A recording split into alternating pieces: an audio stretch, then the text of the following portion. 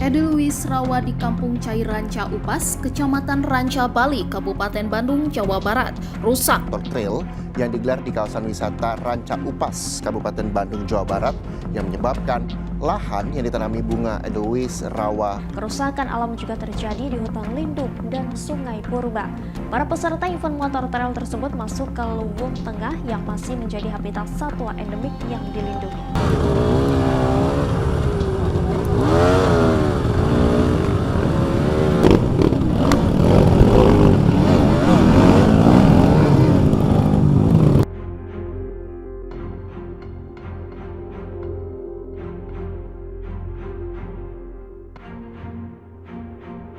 Bahwa sebetulnya tidak ada yang salah dengan kegiatan off-road sepanjang itu dilakukan di tempatnya, atau dalam hal ini bisa kita bilang sirkuit lah. Tetapi off-road yang kemarin kita saksikan sama-sama di Ranca Upas yang viral itu beberapa hari ini, itu memang selain menyebabkan kerusakan lingkungan, tapi yang utama dia itu melanggar aturan kawasan. Banyak orang yang nggak tahu kalau Ranca Upas itu status kawasannya adalah hutan lindung. Mungkin hari-hari ini banyak orang yang protes, kemudian orang yang keberatan mengecam apa yang terjadi di Ranca Upas karena hanya sekedar bunga rawa yang rusak. Padahal itu hanya satu titik saja. Sebetulnya masalah kemarin di Ranca Upas itu lebih banyak sebetulnya berkaitan dengan kawasan yang lebih luas. Nah, Ranca Upas ini adalah hutan lindung, di mana sebelum kita berbicara masalah tentang apakah kegiatan motor trail itu bisa merusak atau tidak, pertanyaan utamanya apakah motor trail sebetulnya boleh nggak sih di kawasan hutan lindung? Nah, kalau berdasarkan regulasi yang banyak, dari mulai Undang-Undang Kehutanan sampai Undang-Undang Konservasi Sumber Daya Alam Hayati, meskipun itu bukan kawasan konservasi ya, itu sebetulnya tidak sesuai dengan peraturan yang ada.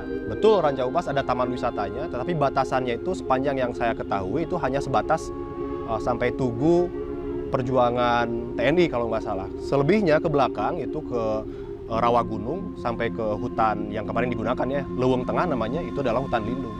Di mana status kawasannya hutan lindung tidak diperbolehkan untuk dipergunakan kegiatan yang dapat mengubah keutuhan kawasan. Atau bahasa sederhananya, temenang dirusak.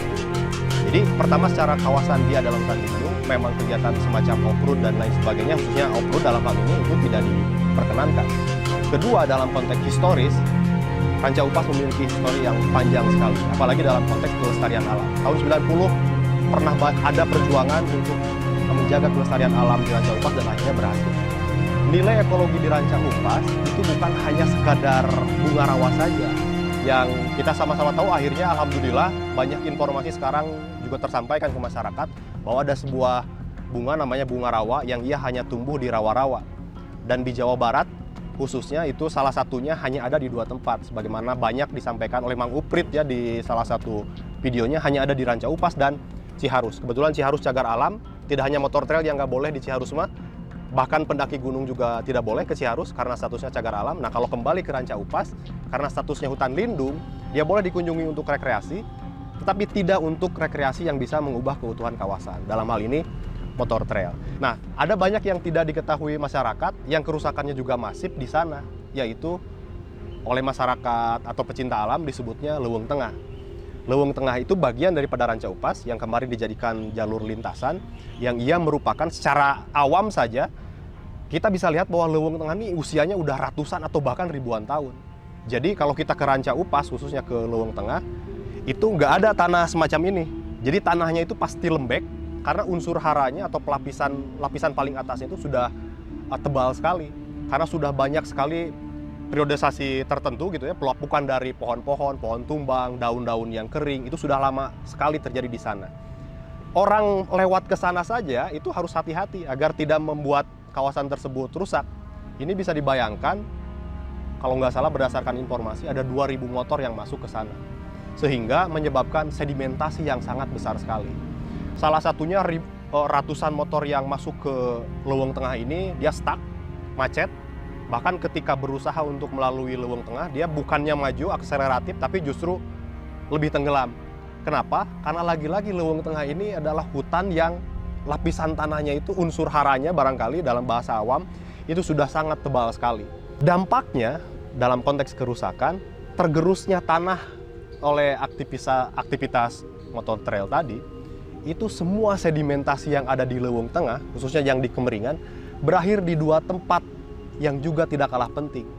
Dua tempat itu apa? Yang pertama adalah rawa gunung itu sendiri, yang kedua adalah Sungai Purba yang ada di Ranca Upas. Jadi selain bunga rawa, kemudian rawa gunung itu sendiri, kemudian hutan Ranca Upas yang dalam hal ini Leuweung Tengah, dan yang ketiga adalah, yang selanjutnya adalah Sungai Purba yang ada di Ranca Upas. Kalau kita ke sungai yang ada di Ranca Upas, itu kita sudah nggak bisa lagi menemukan sesuatu yang kita sebut sebagai lumpur. Kenapa? Karena sungainya sungai purba, sungai lama. Jadi proses pengaliran sedimentasinya sudah berjalan sangat lama sekali. Jadi kalau kita lihat di sana itu udah berbatuan yang berusia lama sekali. Nah hari ini itu semua tercemari oleh sedimentasi yang dikeruk oleh akibat gerusan dari motor trail. Jadi salah satu masalah dalam lingkungan hari ini adalah masyarakat dan lingkungan secara umum, atau dalam hal ini gunung, hutan, dan lain sebagainya, itu pengetahuannya atau relasi emosinya itu terputus. Kenapa? Karena pengetahuan masyarakat terhadap lingkungan hari ini hanya dibatasi sekedar materi saja dari masyarakat terhadap alam. Nah, padahal dalam konteks masyarakat Sunda khususnya, atau peradaban Nusantara bahkan, melihat gunung dan hutan itu atau alam bumi ini sebagai ibu pertiwi, artinya ibu yang memberikan kehidupan.